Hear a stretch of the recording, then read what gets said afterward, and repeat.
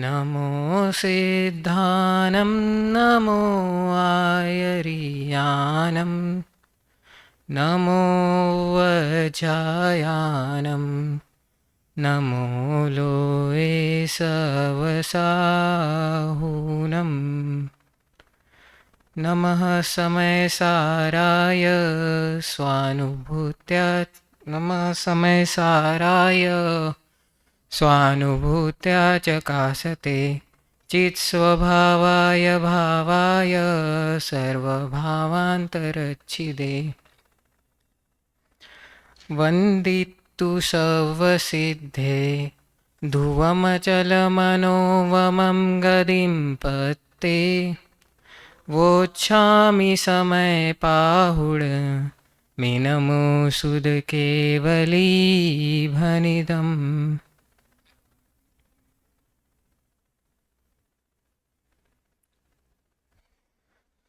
आज समय सार इस महाग्रंथ जिसमें समय का सार अर्थात समय अर्थात आत्मा और सार अर्थात उस आत्मा का क्या सार है, ऐसा ग्रंथ, उस ग्रंथ की गाथा 73वीं हमारी चल रही है।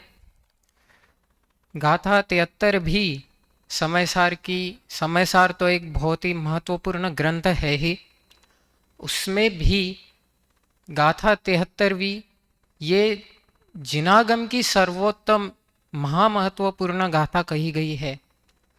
वो क्यों है, किस लिए उसे इतना महत्वपूर्ण कहा है, इतना महत्व क्यों दिया है, पूरे जिनागम की महत्वपूर्ण गाथा कही है, ऐसे ही तो नहीं कही होगी, कुछ ना कुछ तो रहस्य होगा ही।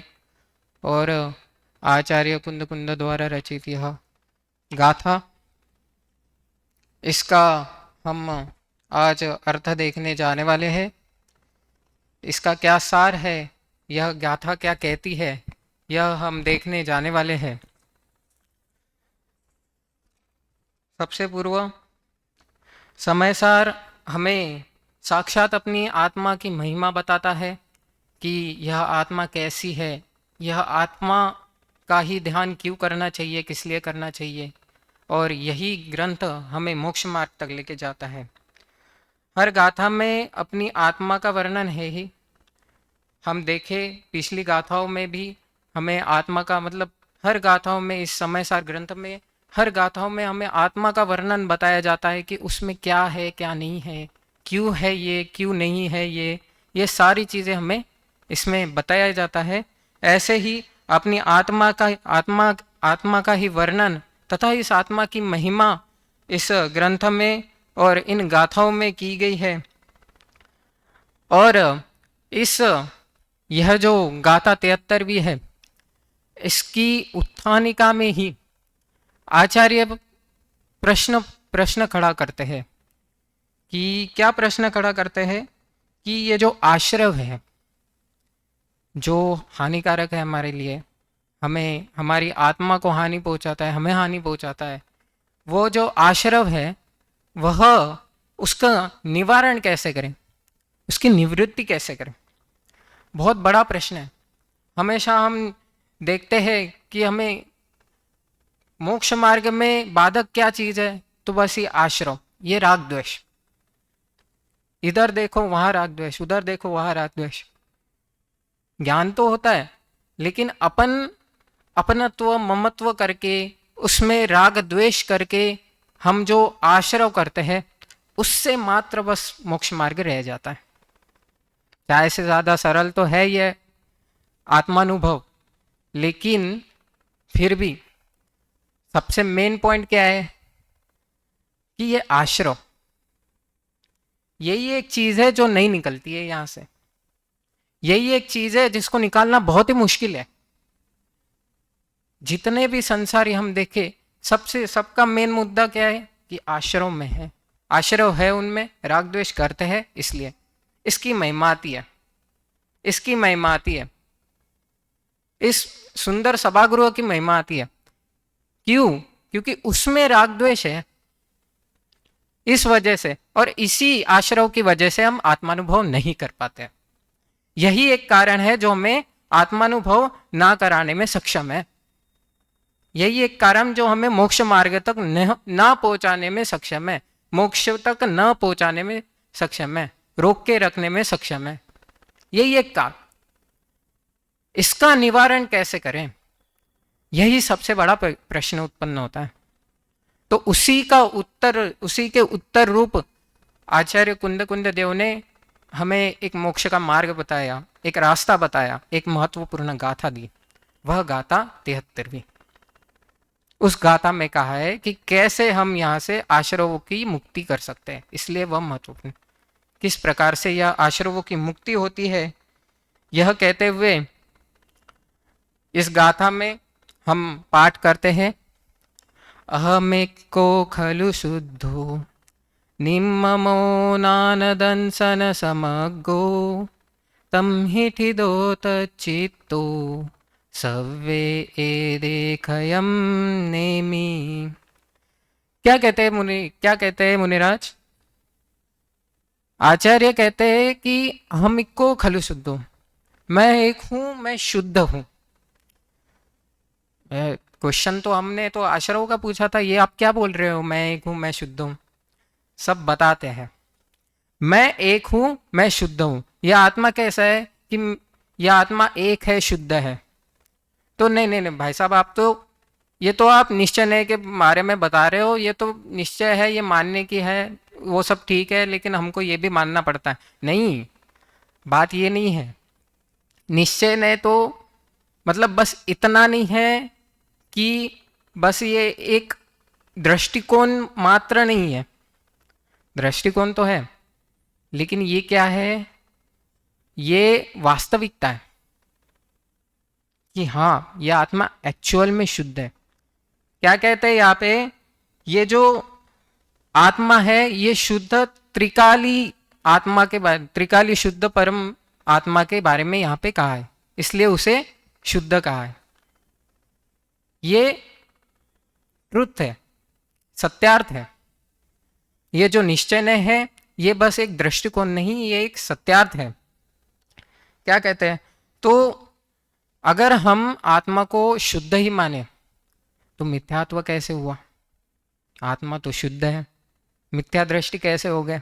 आत्मा तो पहले से ही शुद्ध है, तो आश्रव का निवारण क्या करना? वो तो होंगे नहीं। शुद्ध आत्मा में आश्रव होंगे क्या? होगी क्या शुद्ध आत्मा में आश्रव? नहीं होंगे। तो शुद्ध आत्मा में आश्रव ही नहीं तो निवृत्ति करने की जरूरत क्या है? और निवृत्ति करने की जरूरत नहीं है तो हम संसार में अटके क्यों है? मतलब क्या आश्रव ये दुख का निवारण नहीं है? आश्रव को दूर करना मतलब दुख का निवारण नहीं है? क्या आश्रव दुख का कारण नहीं है? क्या आश्रव है भी या नहीं है? तो भाई साहब बात ऐसी नहीं है। मिथ्या दृष्टि, मिथ्यात्व, मिथ्यात्व मतलब खोटी मान्यता, उल्टी मान्यता। अब जब व्यक्ति आत्मा को अपना नहीं मानता, दूसरों में अपनापन मानता है, यही मिथ्यात्व है। अब मिथ्यात्व क्या है? उल्टी मान्यता। अर्थात यहां पे तो अपने को ये मानना पड़ेगा कि आत्मा तो पहले से ही शुद्ध है, लेकिन ये जो बाकी की चीजों को अपना मान रहा है, इस वजह से मिथ्यात्व है, इस वजह से उल्टी मान्यता है, और उस कारण यह आश्रव है। यह हो गई आश्रव की होने की सिद्धि। और आश्रव है इसलिए हम मोक्ष में नहीं जा पा रहे हैं, मोक्ष के मार्ग पे नहीं चढ़ पा रहे हैं। यह है मूल कारण। आत्मा तो शुद्ध है ही, यह तो हमने माना ही कि आत्मा तो शुद्ध है ही, लेकिन उसको उल्टा मानने के कारण आश्रव आ रहा है। वहां अटकी पड़ी है गाड़ी, उल्टा मानने, मिथ्यात्व। और ऐसे होते हैं मिथ्या दृष्टि। आत्मा शुद्ध है ही, लेकिन फिर भी मिथ्या दृष्टि है, जीव मिथ्या दृष्टि है। इस प्रकार से वह मिथ्या दृष्टि, यह वह दृष्टिकोण निश्चय ने तो सही है ही, लेकिन फिर भी आश्रव है वहां। आगे तो यहां पे 4 बातें कही, देखो। अहम को खलु शुद्धो, मैं एक हूं, शुद्ध हूं। निम्ममो, निर्मम हूँ, ममत्व रहित है, ममत्व रहित हूँ। निम्ममो ज्ञान दर्शन समग्गो, ज्ञान दर्शन सहित है, ज्ञान दर्शन सहित है। ऐसी ये चार बातें। पहली अहम इको, खलु शुद्धो, शुद्ध हूँ, एक हूँ, शुद्ध हूँ, ज्ञान निम्ममो, निर्मम हूँ, और ज्ञान दर्शन से सहित हूँ। ऐसे चार प्रकार की बातें ये रही। ये चार उससे परिपूर्ण हूँ, इससे यह आत्मा परिपूर्ण है। अब नीचे की लाइन में जो कहा है, तम्मी ठिदो तच्चित्तो सव्य एदे खयम नेमी, तम ही ठिदो, उसमें ही स्थित होना। अब यहाँ पे उपाय बता रहे हैं कि आत्मा तो शुद्ध है, निर्मम है, ज्ञान दर्शन सहित है, फिर भी यह आश्रव है, तो उपाय क्या है? तो उपाय बता रहे हैं, तम ही ठिडो, उसमें ही स्थित रहना। आगे क्या कह रहे हैं? तच्चित्तो, उसमें ही अपना चित्त लगाना, उसमें ही अपना, उसमें ही लीन होना, चित्त लगाना, उसमें ही लीन होना। इस प्रकार से तम ही ठिदो तच्चित्तो सव्वे एदे खयम नेमी, उसमें ही अपना सव्वे और सभी प्रकार से, एदे, एदे अर्थात ये सभी, खयम, तो यहाँ पे क्या कहा है? सव्वे एदे, सभी प्रकार से, ये सभी, ये सभी क्या? तो ये सभी जीव और आश्रव के भेद की चर्चा की गई है। जो पिछली जितनी भी गाथाएं आई है, 71 हुई कर्ता कर्म अधिकार की, जितने भी 71 72वीं गाथा, इन सब में क्या कहा है कि आश्रव जो है, आत्मा और आश्रव भिन्न भिन्न है, आत्मा और आश्रव में भेद है, ऐसा कहा है। तो इन सब के भेद विज्ञान की, इस सब के आत्मा और जीव, आत्मा आश्रव के भेद की चर्चा की गई है। अब ये भेद की चर्चा यहाँ पे की गई है। ये सभी जो आश्रव है, जो आत्मा से भिन्न है, वो क्या है? खयम नेमी, उन्हें क्या करता हूँ? क्षय को प्राप्त करता हूँ। ये जो आश्रव है, जो आत्मा से भिन्न है, उन सबको मैं क्षय को प्राप्त करता हूँ। इस प्रकार ये नीचे की लाइन अर्थात आश्रव के निवृत्ति का उपाय है। क्या? कि अहम इक्को खलु शुद्धो, निम्ममो नान दंसन समग्गो। यहाँ पे आत्मा की चर्चा की गई है कि आत्मा कैसा है? तो शुद्ध है, निर्मम है, ज्ञान दर्शन सहित है, एक है। ठीक है, एक शुद्ध, ज्ञान निर्मम और ज्ञान दर्शन सहित। और नीचे की लाइन में उन्होंने उपाय बताया कि उसी में स्थित रहना, उसी में लीन होना। और ऐसे ये जो सर्व जो जीव से भिन्न क्या है, कषाय भाव आदि जो भी आश्रव है, इन सबको इस मार्ग से, किस मार्ग से? इसमें स्थित रहकर, लीन रहकर, आत्मा में स्थित रहकर, लीन रहकर, ऐसे शुद्ध आत्मा में स्थित रहकर, लीन रहकर मैं इनको क्षय को प्राप्त कराता हूँ। यह इसका उपाय यह बताया है। मैं उसी आत्मा में लीन होता हूँ, सभी आश्रवों को क्षय को प्राप्त कराता हूँ। सभी आश्रवों को क्षय को प्राप्त कराना अर्थात क्या है? कि सभी को दुख से निवृत्त होना है। ठीक है, अब दुख से निवृत्त तो होना है, तो दुख से निवृत्त होकर क्या करना है? सुख की प्राप्ति करना है। तो यही है कि सभी आश्रवों का क्षय करता हूं। सभी को यहाँ पे दुख आश्रवों से ही हो रहा है, क्योंकि आत्मा तो शुद्ध है, आत्मा का ध्यान करने से दुख थोड़ी होगा। तो दुख आश्रवों से निवृत्त हो, दुख आश्रवों से ही हो रहा है, और उसी आश्रवों से दुख हो रहा है, और हमें दुख से सुखी होने का मार्ग चाहिए। तो यही एक मार्ग यहाँ पे कहा है कि आत्मा में लीन होकर हम उसे आश्रव को, क्षय को प्राप्त कराएं। इन सभी में ज्ञानी के ही विचार की चर्चा की गई है। ये जो आचार्य कुंद देव है, यह हमें इस गाथा में ज्ञानी कैसे विचार करता है यह बताया है। ज्ञानी किस प्रकार विचार करता है यह सब बताया है। आप अगर अर्थ में भी देखें तो अर्थ में भी पहली लाइन में उन्होंने लिखा है ज्ञानी विचार करता है। इसमें सभी इस पूर्ण लाइन में उन्होंने ज्ञानी के ही विचार की चर्चा की गई है। उन्होंने ज्ञानी के ही विचार की चर्चा की है कि अपने को किस तरह बनना है, अपने को ज्ञानी बनना है। ठीक है, आश्रव का निवारण कैसे होगा? तो ज्ञान से होगा। ज्ञान से होगा तो ज्ञानी बनना पड़ेगा। ज्ञानी बनना पड़ेगा तो ज्ञानियों को विचार को जानना पड़ेगा। इसलिए यह गाथा महत्वपूर्ण है। ज्ञानियों के विचार को जानना पड़ेगा। आपको मोटिवेशनल स्पीकर बनना है, मोटिवेशनल स्पीकर को देखोगे। आपको प्रवचनकार बनना है, आप प्रवचनकार को देखोगे, उन्हीं की तरह बिहेव करोगे, उनके प्रवचन पूरा सुनोगे, ध्यान से सुनोगे, है ना, कि वो किस प्रकार अपने हाथ से क्रियाएं करते हैं, किस प्रकार समझाते हैं, किस प्रकार प्रवचन करते हैं, किस प्रकार एक एक शब्द का अर्थ बताते हैं। तब जाके हम प्रवचनकार उन जैसा हम देखकर, उन जैसा एक एक शब्द का अर्थ हम जानकर दूसरों को बताएंगे, उन जैसा ज्ञान पहले खुद लेकर फिर दूसरों को देंगे, तब जाके हम सफल प्रवचनकार बन पाएंगे। उसी प्रकार हमें ज्ञानी बनना है, तो ज्ञानी बनने के लिए क्या करना पड़ेगा? ज्ञानी जैसे विचार करने पड़ेंगे। ज्ञानी जैसे विचार, ज्ञानियों के विचार क्या है? तो ज्ञानियों के विचार है कि आत्मा शुद्ध है, आत्मा इन सब से भिन्न है, ये सब आत्मा के नहीं है। क्या ये सब आश्रवादी, ये सब आत्मा के नहीं है, ये पर पदार्थ आत्मा के नहीं है, सार एक ही, ये सब आत्मा के नहीं है, ऐसा विचार करना पड़ेगा। और बस ऐसे विचार से अनुभव हो गया क्या?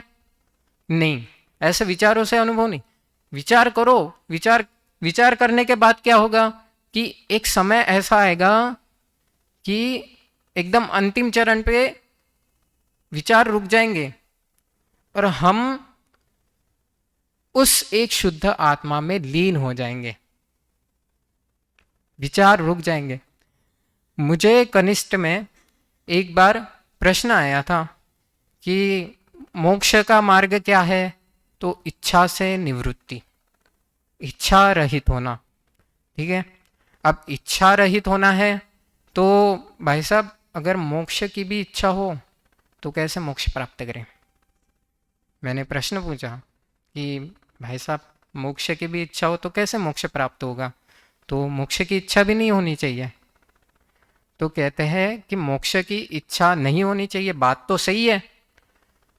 तो मोक्ष की इच्छा नहीं होगी तो हम मोक्ष के लिए अग्रसर भी क्यों होंगे?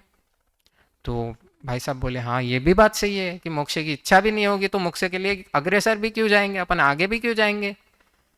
तो कहते हैं इसी प्रकार कि विचार आगे चलते जाएंगे, विचार करते जाएंगे, विचार करते जाएंगे, लेकिन एक समय आएगा, एक समय आएगा 7वें 8वें गुणस्थान में, 9वें 10वें 11वें गुणस्थान में, वह एक समय आएगा जब मोक्ष की इच्छा भी चली जाएगी, बस एक आत्मा में ही अपना मन रह जाएगा, वह विचार भी सब चले जाएंगे, कोई भी विचार मन में नहीं रहेगा, किसी भी प्रकार का आत्मा के संबंधी भी विचार नहीं रहेगा, बस उसी में लीन हो जाएंगे, उसी में लीन, स्तब, वही जगह, ना मोक्ष की इच्छा, ना किसी चीज की इच्छा। और फिर वह अनंत चतुष्टय प्रकट होंगे और हमें वह आत्मद्रव्य, आत्म स्वभाव में वह लीनता प्रकट होगी और वह उस प्रकार से हम मोक्ष में कदम रखेंगे। यह वो रास्ता, यह वह मोक्ष का मार्ग कि हाँ अभी तो विचार आ रहे हैं, लेकिन एक समय आएगा जब विचार भी स्तब्ध हो जाएंगे, रुक जाएंगे और हम उसी में लीन हो जाएंगे, उसी आत्मा में लीन हो जाएंगे और हम उसका अनुभव करने लग जाएंगे, उस आत्मा का अनुभव करने लग जाएंगे। इस प्रकार होते हैं ज्ञानी के विचार, इस प्रकार ज्ञानी को होता है अनुभव, वह आत्मा का अनुभव, वह आत्मा का विचार। इतनी महत्वपूर्ण, इतनी अच्छी गाथा, यह इतनी सुंदर गाथा बताओ इसमें किस चीज का उत्तर नहीं मिल जाएगा? सभी का उत्तर मिल गया, मोक्ष का भी उत्तर मिल गया, ज्ञानी बनने का भी उत्तर मिल गया, सब चीजों का उत्तर मिल गया। इसलिए यह जिनागम की सर्व महत्वपूर्ण गाथा है।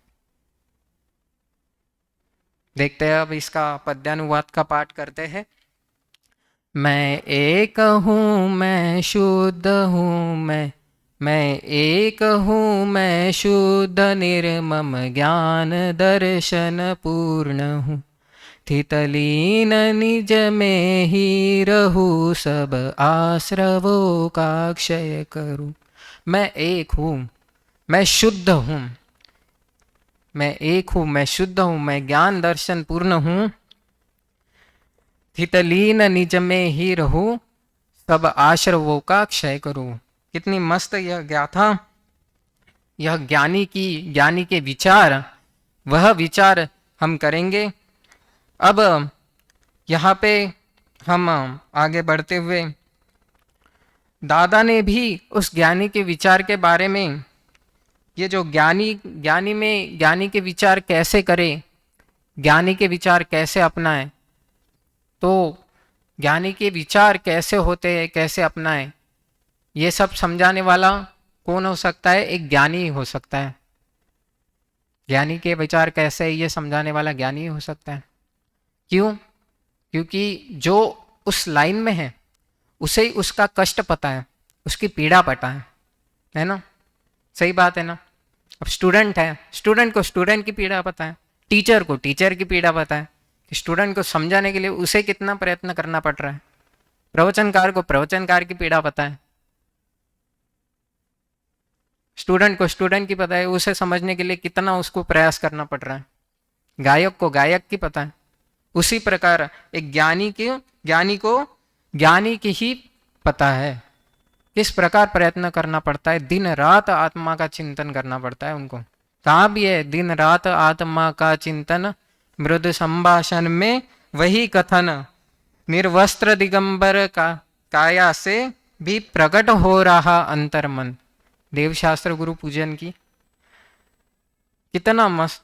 ऐसे वह ज्ञानी का अनुभव, ऐसा वह ज्ञानी के विचार, इस प्रकार वह ज्ञानी के विचार दिन रात उसी में रमा रहेगा, उसी का विचार करेगा। और एक समय आएगा जब वह विचार से भी रहित उसी में लीन हो जाएगा, वह ज्ञानी के विचार। अब इसका अर्थ देखते हैं कि ज्ञानी विचारता है कि मैं निश्चय से एक हूं, शुद्ध हूं, निर्मम हूं और ज्ञान दर्शन से पूर्ण हूं। इस प्रकार के आत्म स्वभाव में स्थित रहता हूं, उसी में लीन होता हूं, उसमें लीन होता हुआ मैं इन सभी क्रोधादि आश्रव भावों का क्षय करता हूं। अब यह जो ज्ञानी के विचार है, आचार्य कुंद को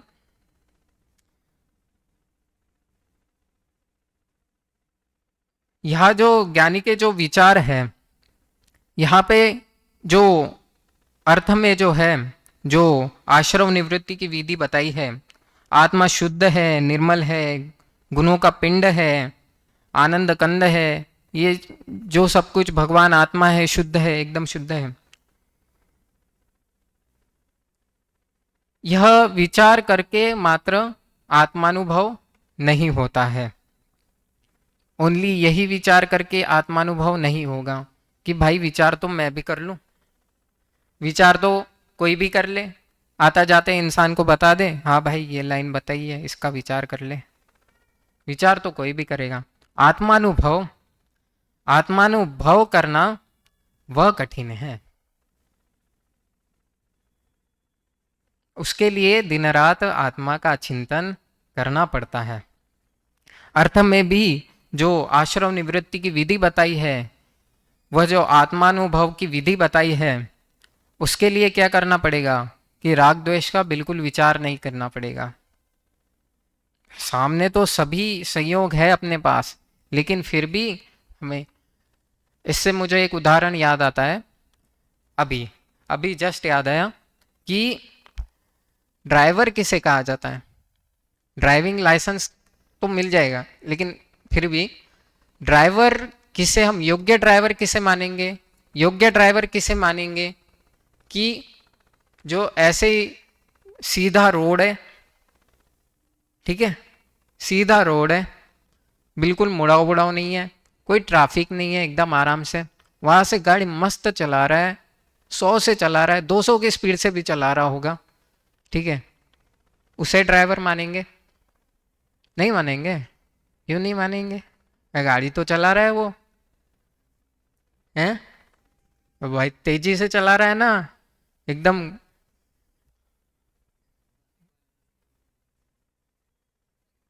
ट्रैफिक वाले रास्ते पे।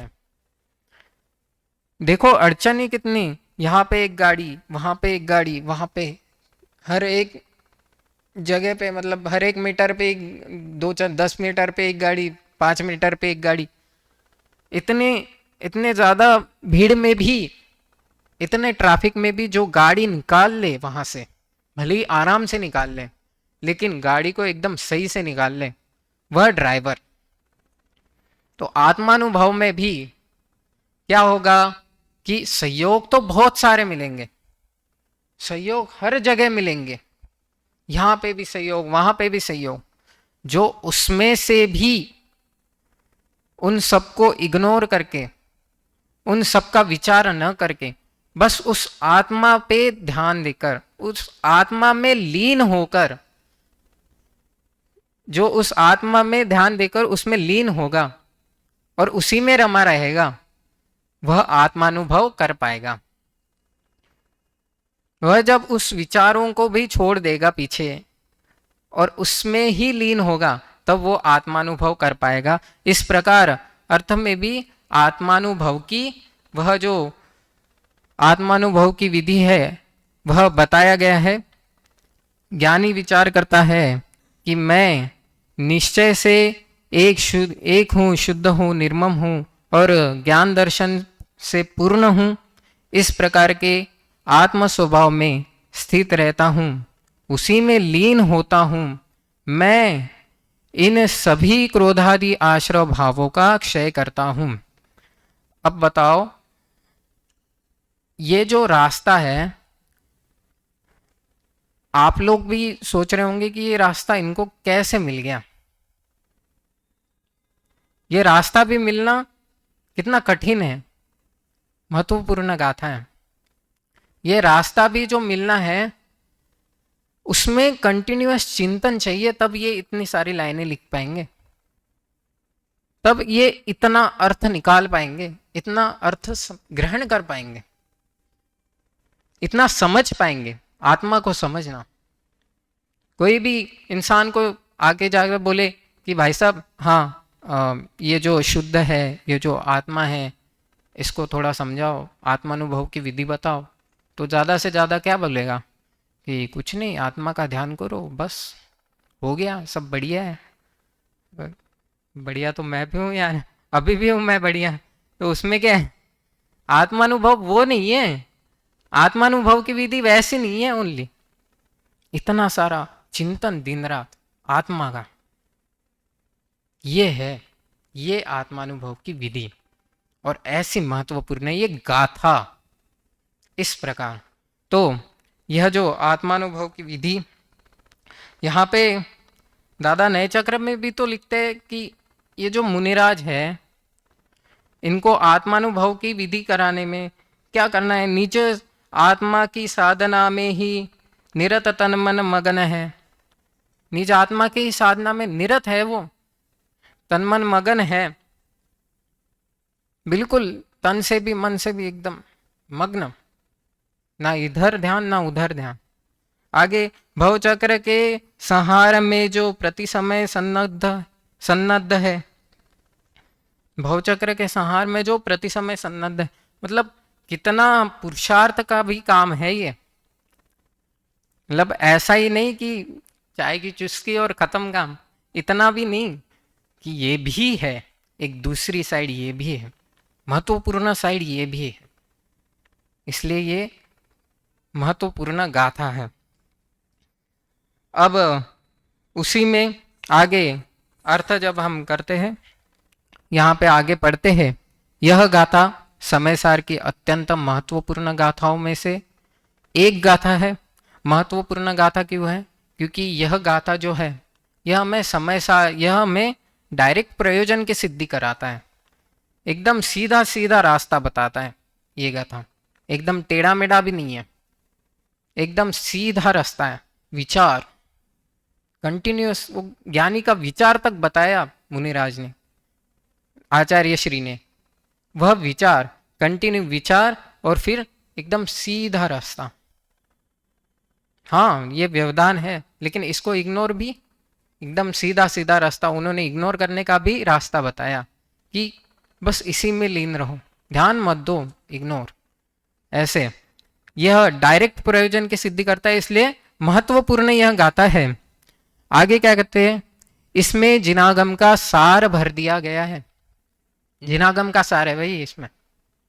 जिनागम का सार कैसे है कि पूरे जिनागम, तुम जितना भी जिनागम पढ़ोगे, जितने भी ग्रंथ पढ़ोगे, सारे एक ही निकलना चाहिए। देखो कि वैसा कर्म की चर्चा कर रहे हैं अपन घुमट सार से, लेकिन सार यही निकलना चाहिए। क्या निकलना चाहिए? कि एक शुद्ध आत्मा, उसी में लीन होना, वही रास्ता, उसी को जानना पहचानना और उसमें लीन होना, यही एक रास्ता। भाई कर्म की चर्चा कर रहे हैं अपन, ठीक है, कर्म की चर्चा हो गई, उसके बाद करणानु योग की चर्चा कर रहे हैं, उसी में से भी रास्ता यही निकलना चाहता है कि हाँ मैं हूं, मैं ही शुद्ध हूं, मैं ही एक हूं, और कोई नहीं है जगत में मेरा, और कुछ नहीं है जगत में मेरा। निर्ममत्व, यही रास्ता निकलना चाहिए बीच में से। इतनी सारी चर्चा है, 3 लोक की चर्चा है कि हाँ यहाँ पे इतनी सुंदरता, वहां पे वो है, वहां पे क्या कल्पवृक्ष है, लेकिन मेरे नहीं है। मैं एक हूं, मैं शुद्ध हूं, निर्मम हूं, ज्ञान दर्शन सहित हूं, और उसको पाने का रास्ता, उसी में लीन होना, वही वही सार निकलना चाहिए। और कोई सार निकल रहा है तो नहीं, यही सार निकले तो वह जिनागम, और उसी जिनागम का सार यही गाथा, इसी गाथा का अर्थ। ऐसा यह गाथा की, यह जिनागम का सार, इसमें जिनागम का सार भर दिया गया है, आत्मा के अनुभव की विधि बताई गई है। अब अनुभव होने की प्रक्रिया समझाई गई है। ये विधि की प्रक्रिया में भी देखो कितनी, मतलब समझने के लिए भी एकदम सीधा सीधा ऐसा भी अर्थ नहीं है कि हाँ भाई कि हाँ आत्मा शुद्ध है मान लिया, आत्मा निर्मम है मान लिया, चलो हो गया क्या, मेरे को संयम दर्शन हो तो नहीं रहा है। तुम तो आश्रवों के निवृत्ति को पूछ रहे थे, तुम तो यहाँ पे आत्मा के गुण गिनाने लग गए हो। ये कैसे, ये सार कैसे है, ये जिनागम का भी सार कैसे है? कि मैं तो आश्रव से निवृत्ति पूछ रहा हूं, आप आत्मा के गुण गिना रहे हो। क्वेश्चन मेरा ये है, आप ये पूछ रहे हो। एक उदाहरण है कि एक राजा होता है, ठीक है, राज्य होता है उसका बढ़िया वाला, मस्त एकदम बड़ा सुंदर राज्य। अब उस पे दूसरे राजा अटैक करते हैं, उस पे दूसरे राजा क्या करते हैं, अटैक करते, घेरा बना लेते हैं, घेरा बना लेते, और वो राजा टेंशन में आ जाता है। उसके पास सेना होती है 1000 की, सामने वाली की सेना 3000 की। वो सोचने लग जाता है, करे तो करे क्या, बोले तो बोले क्या, अब क्या करे आदमी, टेंशन में आ जाता है। घूमता है फिरता है, फिर थोड़ी शाम हो जाती है, बाहर एक चक्कर लगा के आता है कि थोड़ा प्रजा में घूम के आ जाओ, मन शांत कर लेता हूँ। वहाँ से एक वैदराज घूमते हैं, जो उनके रत्नों में से एक रहता है, ठीक है। वैदराज घूमते हैं, अब उनको राजा टेंशन में दिख जाते हैं। वो वैदराज जाते हैं राजा के पास, पूछते हैं कि भाई साहब क्या टेंशन है। राजा भाई साहब तो नहीं बोलेंगे, राजा क्या हो गया है भाई, आपको इतना टेंशन मत लो, जाके सो जाओ आराम से। तो बोले कि यार नहीं यार, कठिन काम है, अभी थोड़ा सा परिश्रम वाला कार्यक्रम चल रहा है, बहुत सारा टेंशन है। तो बोले क्या टेंशन है बताओ। तो बोलते ऐसी ऐसी स्थिति है, अपने पास इतनी सेना है, सामने वाले के पास इतनी सेना है। तो बोलते हैं कि कोई नहीं आप तो सो जाओ। बोले हैं ऐसा कैसे, तो बोले भरोसा करो, एक काम करो, ये मैं गोली देता हूँ, ये पेट वाली, ये गोली आप सबको खिला दो, ठीक है, सब सेना को, और आप और सेना सब लोग सो जाओ बढ़िया, ठीक है, भरोसा रखो। तो बोलते हैं ठीक है, अब सीरियसली बात कर रहे हैं, चलो भरोसा करके देखते हैं। गोली ली, सबको खिला दी, चले गए। अब रात हो गई, गोली थी पेट की, सेना को लग गए दस्त। अब सेना क्या करे, बार बार बाहर जाए राज्य के, तब लैट्रिन बाथरूम तो थे नहीं, ठीक है, बार बार बाहर जाएंगे। अब एक बार तो जाएंगे नहीं, वो जाएंगे बार बार, 6-7 बार जाके आए। वो सामने वाली सेना भी सोचे कि रात का समय है, सब लोग सोएंगे, तो अपन गिन लेते कितने, तो एक इंसान को 6 बार गिने। सेना थी 1000 की, उनने गिन लिए 6000, वो पड़ गए टेंशन में। फिर ये सब जाके सो गए। सुबह उठ के राजा देख रहे हैं, अरे सेना तो गायब है, आपदा टल गई, कैसे? भरोसा करो। इसी प्रकार मुनिराज क्या कहते हैं कि हमने बात बताई, भरोसा करो, अपनाओ, पहले तुम इसमें मनन करो, चिंतन करो, बाद में हम अपने आप आपको मोक्ष का मार्ग मिल जाएगा। इसी प्रकार आज हम इस पे भरोसा करेंगे, ठीक है, इस पे भरोसा करेंगे, और आज रात को हम भरोसा करके विचार करके चिंतन करेंगे, और कल हम इसी समय आके देखेंगे कि अपना उपाय हो रहा है कि नहीं हो रहा है, कुछ ना कुछ उपाय हो रहा है कि नहीं हो रहा है, और कल इसी समय आके अपन इसकी चर्चा, अग्रिम चर्चा इसी समय करेंगे। अभी यही विराम लेते हुए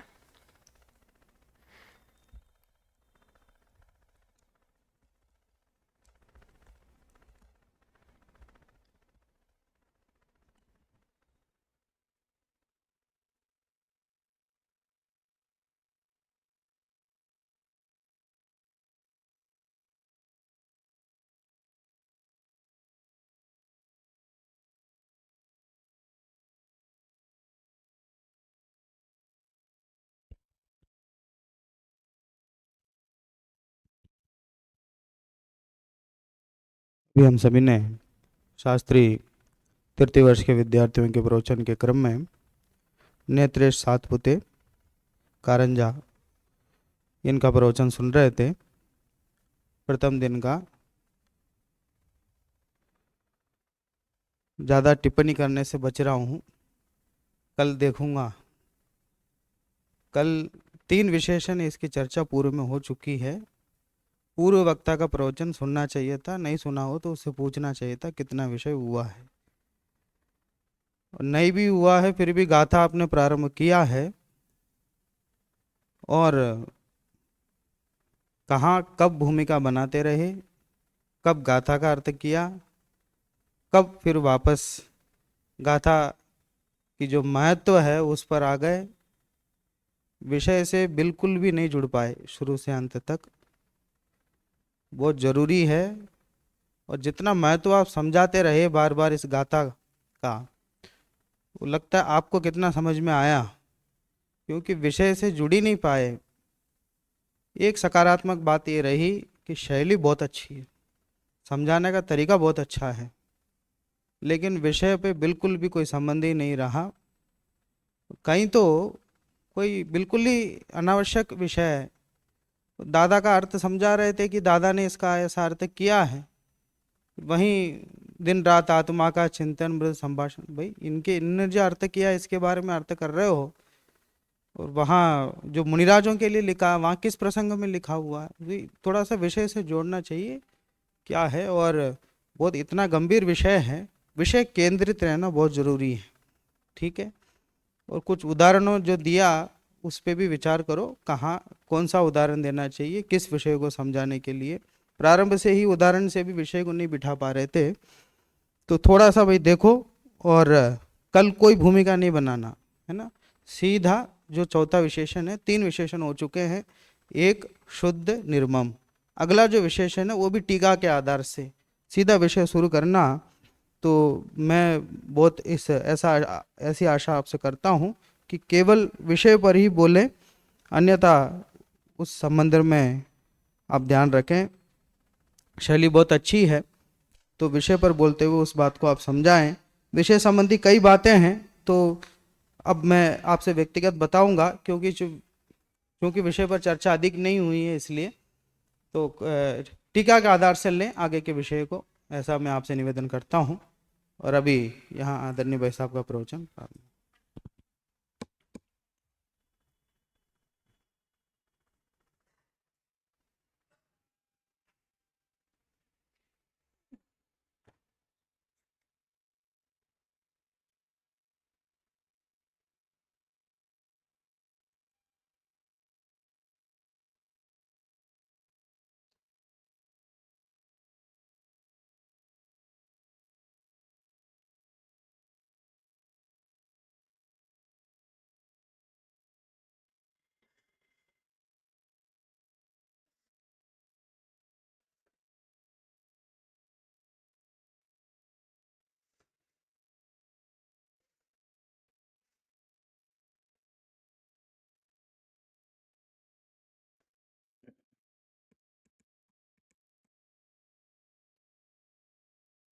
पुनः सावधान हो जाए सभी। मंगलाचरण